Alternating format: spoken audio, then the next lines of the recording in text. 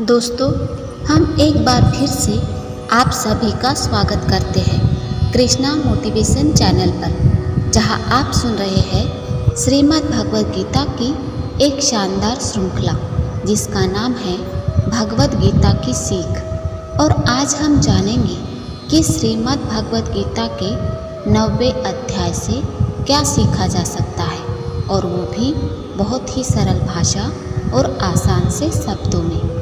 किसी ने क्या खूब कहा है, बड़ा खूबसूरत रिश्ता है मेरा और मेरे ईश्वर का। मैं अधिक मांगता नहीं और वो कम देते नहीं। दोस्तों, जैसा कि आप जानते हैं कि श्रीमद् भगवद गीता में कुल 18 अध्याय हैं, और आज हम इस अनंत ज्ञान कथा का आधा रास्ता तय करने वाले हैं। हमारा पूरा प्रयास है कि हम आप तक सरल से सरल तरीके से इस ज्ञान को पहुंचा सके। फिर भी ऐसा अनुभव में आता है कि कई लोगों को लगता है कि वो भगवद गीता को सही से समझ नहीं पा रहे हैं और वो इस ज्ञान यात्रा को अधूरा ही छोड़ देते हैं। लेकिन हमें यह जानना चाहिए कि श्रीमद् भगवद गीता भगवान का दिया हुआ बहुत ही गहरा और रहस्यमय ज्ञान है, जो आसानी से या पहली बार में समझ में नहीं आता है। इसलिए इसे अच्छे से समझने के लिए हमें इसका बार बार अध्ययन करना पड़ता है। इसका अध्ययन करते हैं तब जाकर हमारे बुद्धि के द्वार खुलते हैं और हमें भगवत कृपा प्राप्त होने लगती है। दोस्तों, श्रीमद् भगवद गीता के 8वें अध्याय में हमने जाना था कि भगवान क्या है और उनको कैसे प्राप्त किया जा सकता है, देवता कौन होते हैं, अध्यात्म क्या होता है, यह संसार कैसे चलता है, और क्यों हमें आज से ही कठिन परिश्रम में लग जाना चाहिए। श्रीमद् भगवद गीता के 9वें अध्याय में हम जानेंगे कि भगवान की परम महिमा क्या है। जब हम अलग अलग देवताओं की पूजा करते हैं तो उससे क्या होता है? क्या एक पापी भी भगवान की भक्ति कर सकता है? और मनुष्य जीवन का परम लक्ष्य क्या है? तो चलिए हम आपको ले चलते हैं श्रीमद् भगवद गीता के 9वें अध्याय की शिक्षाओं की इस अलौकिक यात्रा पर। श्रीमद् भगवद गीता अध्याय 9, राजविद्या योग। दोस्तों, 7वें और 8वें अध्याय में भगवान श्री कृष्ण ने भक्ति को योग प्राप्त करने का सरल साधन और योग की उत्तम पद्धति बताए थे। 9वें अध्याय में उन्होंने अपनी परम महिमा का व्याख्यान किया है, जिससे विस्मय, श्रद्धा और भक्ति उत्पन्न होती है। वे यह बोध कराते हैं कि यद्यपि वे अर्जुन के सम्मुख साकार रूप में खड़े हैं, किंतु उन्हें मनुष्य के रूप में मानने की दुर्भावना धारण नहीं करनी चाहिए।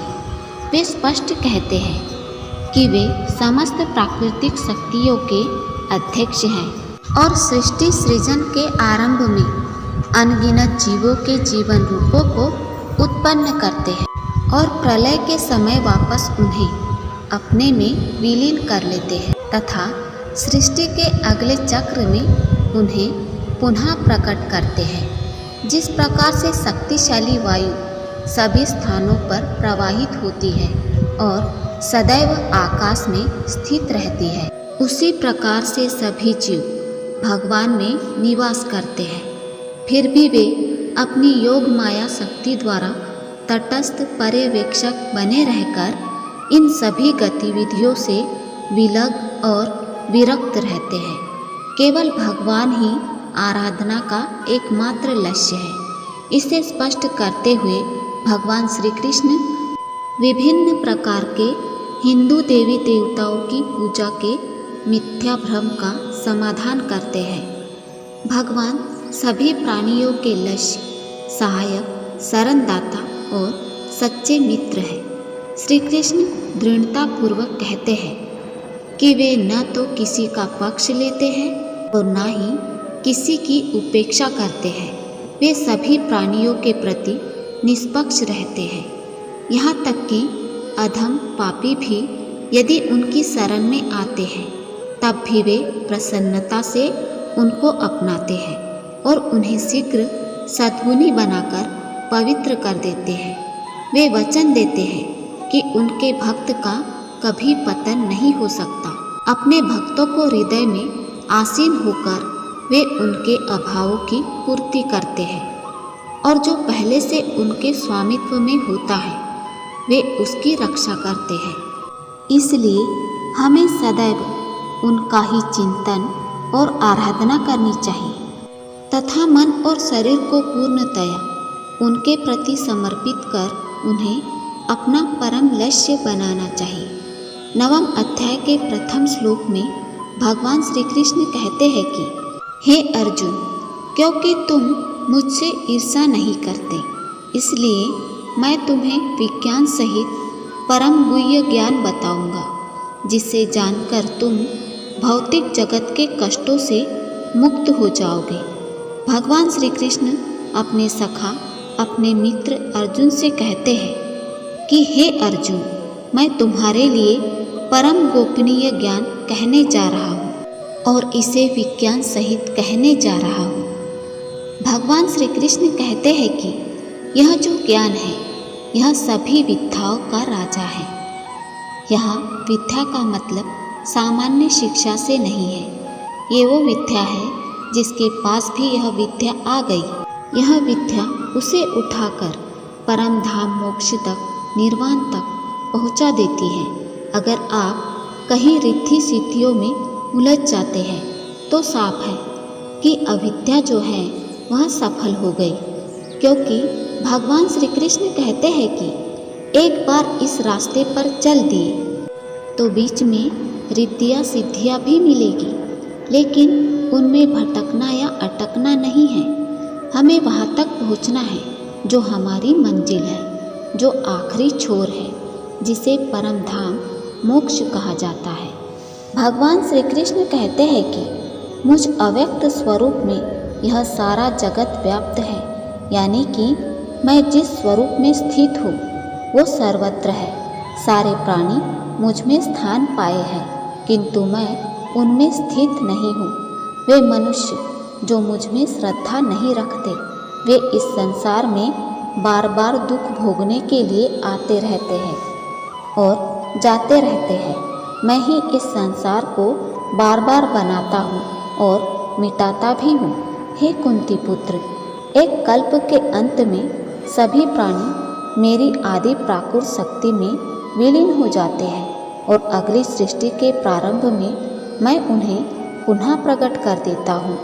प्राकृत शक्ति का अध्यक्ष होने के कारण मैं बार बार असंख्य योनियों के जीवों को उनकी प्रकृति के प्रभाव के अनुसार पुनः पुनः उत्पन्न करता हूँ। भगवान कहते हैं, हे अर्जुन, कल्प का जो विलय काल है उसमें सब जो मेरी प्रकृति है, मेरा जो स्वभाव है उसे प्राप्त होते हैं और कल्प का जो आदि है मैं उसको बार बार रचता हूँ, बार बार सजाता हूँ।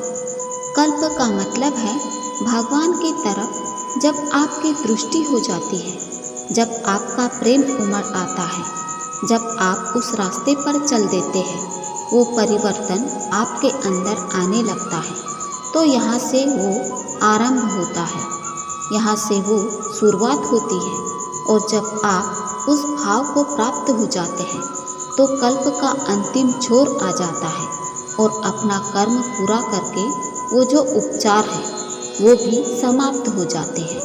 भगवान कहते हैं कि एक रचयिता तो मैं हूँ जो भूतों को कल्प के लिए प्रेरित करता हूँ, और दूसरी जो रचयिता है वो यह प्रकृति है। मेरी अध्यक्षता में, मेरी उपस्थिति में इन भूतों को रचती है। श्री कृष्ण बताते हैं, हे कुंती पुत्र, यह प्राकृत शक्ति मेरी आज्ञा से चर और अचर प्राणियों को उत्पन्न करती है। इसी कारण भौतिक जगत में परिवर्तन होते रहते हैं। यह जान लो कि जिस प्रकार प्रबल वायु प्रत्येक स्थान पर प्रवाहित होती है और आकाश में जाकर स्थित हो जाती है, वैसे ही सभी जीव सदैव मुझ में स्थित रहते हैं। यह भी एक तरह का कल्प है जिसमें स्वभाव परिवर्तन होता है, काल परिवर्तन होता है, शरीर परिवर्तन होता है। आत्मा एक शरीर से दूसरे शरीर में जाती है। तो इस तरीके से कल्प जो है वह 2 प्रकार के होते हैं। उनको यहाँ पर भगवान श्री कृष्ण ने समझाना चाहा है। ऐसा कहा जाता है, युग बीतने पर एक कल्प पूर्ण होता है, फिर महाप्रलय होता है।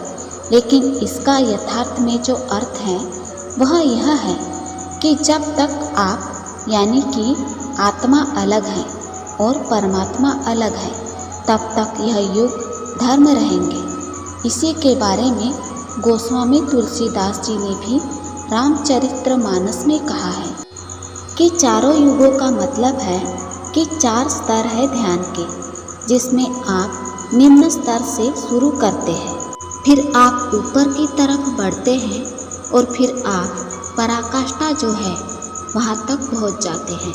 फिर आप अंतिम स्तर पर अर्थात उस परम धाम मोक्ष तक पहुँच जाते हैं। इस प्रकार आत्मा और परमात्मा एक हो जाते हैं और आत्मा का परमात्मा में विलय हो जाता है। मैं ही मनुष्यों को उनके कर्मों के अनुसार फल देता हूँ, पुनर्जन्म देता हूँ, लेकिन मुझे मेरे कर्म का बिल्कुल भी मोह और अहंकार नहीं है। मैं यह कर्म करते हुए भी इस कर्म के बंधन में नहीं बंधता। सब कुछ करके भी मैं यह नहीं मानता कि मैं कुछ करता हूँ। मेरी माया के जाल में फंसने वाले और मुझे नहीं समझने वाले मूर्ख लोग और बेकार की आशा और बेकार के कार्य करने वाले लोग हमेशा इसी संसार में फंसे रह जाते हैं। आगे भगवान श्री कृष्ण कहते हैं कि बहुत सारे लोग मुझे समझ नहीं पाते, मेरे रूप को समझ नहीं पाते। दोस्तों, कहते हैं ना कि जाकी रही भावना जैसी, प्रभु मूर्ति देखी तिल तैसी। इसी बात का प्रतिपादन इसमें भी होता है कि भगवान श्री कृष्ण के युग में भी, उस दौर में भी बहुत से लोगों ने उनके यथार्थ स्वरूप को समझा ही नहीं। वह समझ ही नहीं पाए कि भगवान हमारे साथ रह रहे हैं। कोई उन्हें किस नाम से बुलाता था तो कोई क्या कहता था, उन्होंने वो असली रूप समझा ही नहीं। भगवान यही बात अर्जुन को समझाते हैं। अपने मित्र, अपने सखा से कहते हैं, मैं उस धाम में स्थित हूँ, मुझे लोग नहीं समझ पाते। मुझे वह मनुष्य शरीर के आधार वाला समझते हैं, तुच्छ समझते हैं। मैं उस महान ईश्वर रूप में स्थित हूँ, लेकिन शरीरधारी हूँ, इसीलिए यह लोग मुझे नहीं समझ पाते। मुझे मनुष्य कहते हैं और उनका दोष भी नहीं है, क्योंकि जब वह देखते हैं तो उन्हें यह शरीर दिखाई पड़ता है। जब मैं मनुष्य के रूप में अवतार लेता हूँ, तब मूर्ख लोग मुझे समस्त प्राणियों के परमात्मा के रूप में पहचानने में समर्थ नहीं होते। प्राकृत शक्ति से मोहित होने के कारण ऐसे लोग आसुरी और नास्तिक विचारों को ग्रहण करते हैं।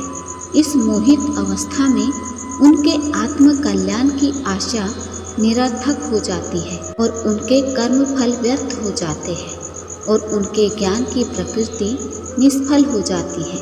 हे पार्थ, किंतु महान आत्माएं जो मेरी दिव्य शक्ति का आश्रय लेती है, वे मुझे समस्त सृष्टि के उद्गम के रूप में जान लेती है। वे अपने मन को केवल मुझ में स्थिर कर मेरी अनन्य भक्ति करती है। आगे श्री भगवान कहते हैं, हे अर्जुन, मैं ही संपूर्ण जगत का दाता यानी कि धारण करने वाला हूँ, पिता यानी कि पालन करने वाला हूँ, पितामह यानी कि मूल उद्गम हूँ। मैं ही वैदिक कर्मकांड हूँ, मैं ही यज्ञ हूँ, मैं ही पितरों को दिया जाने वाला तर्पण हूँ, मैं ही औषधीय जड़ी बूटी और वैदिक मंत्र हूँ, मैं ही घी, अग्नि और यज्ञ का कर्म हूँ, मैं ही इस ब्रह्मांड का पिता, माता, आश्रय और पिता मैं हूँ, मैं ही शुद्धिकर्ता, ज्ञान का लक्ष्य और पवित्र मंत्र ओम हूँ। मैं ही ऋग्वेद, सामवेद और यजुर्वेद हूँ। मैं सभी प्राणियों का परम लक्ष्य हूँ और मैं ही सबका निर्वाहक स्वामी, धाम, आश्रय और मित्र हूँ। मैं ही सृष्टि का आदि अंत और मध्य तथा मैं ही भंडार ग्रह और अविनाशी बीज हूँ। हे अर्जुन, मैं ही सूर्य को गर्मी प्रदान करता हूँ तथा वर्षा को रोकता और लाता हूँ। मैं अनश्वर तत्व और उसी प्रकार से साक्षात मृत्यु हूँ। मैं ही आत्मा और उसी प्रकार से मैं ही पदार्थ हूँ। जो वेदों को पढ़कर स्वर्ग प्राप्ति के लिए मेरी पूजा करते हैं, वे लोग इंद्र के स्वर्ग का आनंद भोगते हैं, लेकिन उनके स्वर्ग के सुख तब तक ही चलते हैं जब तक कि उनके मानव जीवन के पुण्य खत्म नहीं हो जाते, और जब उनके पुण्य खत्म हो जाते हैं उनको वापस इसे पृथ्वी लोक पर जन्म लेने आना पड़ता है।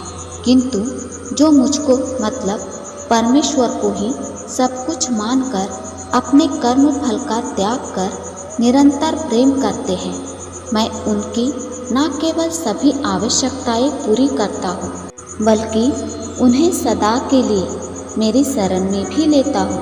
देवताओं को पूजने वाले देवताओं के पास, पितरों को पूजने वाले पितरों के पास, राक्षसों को पूजने वाले राक्षसों के पास और मुझे मानने वाले सदा मेरे पास आते ही हैं। देवताओं, पितरों और भूतों को पूजने वालों का ज्ञान सीमित होता है और उनको फिर से इसी मृत्यु लोक में आना ही पड़ता है।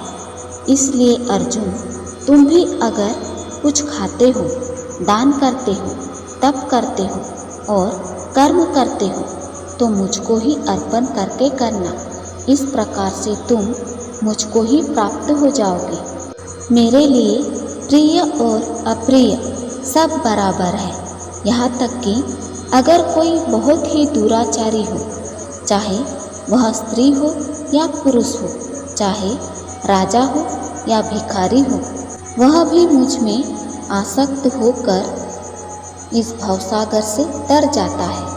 इसलिए अगर तुम भी मुझ में समर्पित रहोगे तो मुझे ही प्राप्त करोगे। दोस्तों, यहाँ भगवान स्पष्ट करते हैं कि जिन मनुष्यों की रुचि वैदिक कर्म कांडों का पालन करने में होती है, वे देवताओं का स्वर्ग लोक प्राप्त करते हैं। किंतु जब उनके पुण्य कर्म क्षीण हो जाते हैं, तब उन्हें लौटकर पुनः पृथ्वी लोक में आना पड़ता है। लेकिन जो परम प्रभु की भक्ति में तल्लीन रहते हैं, वे उनके परम धाम में जाते हैं। इसलिए श्री कृष्ण उनके प्रति की जाने वाली विशुद्ध भक्ति को सर्वोत्तम बताते हुए उसकी प्रशंसा करते हैं। ऐसी भक्ति में लीन होकर जो कुछ हमारे पास है, वह सब भगवान को समर्पित करते हुए हमें भगवान की इच्छा के साथ पूर्ण रूप से एकनिष्ठ होकर जीवन यापन करना चाहिए। ऐसी शुद्ध भक्ति पाकर हम कर्म के बंधनों से मुक्त रहेंगे और भगवान से गूढ़ संबंध स्थापित करने के लक्ष्य को पा सकेंगे। दोस्तों, जैसा कि भगवान श्री कृष्ण ने कहा है कि जो जिसकी पूजा करता है, मैं उसको उसी से जोड़ देता हूँ।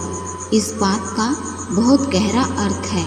हमारे जीवन में हम जिस तरह के इंसान की संगत में रहते हैं, समय बीतने के साथ हमारी सोच, हमारे विचारों पर भी उसका असर होने लगता है।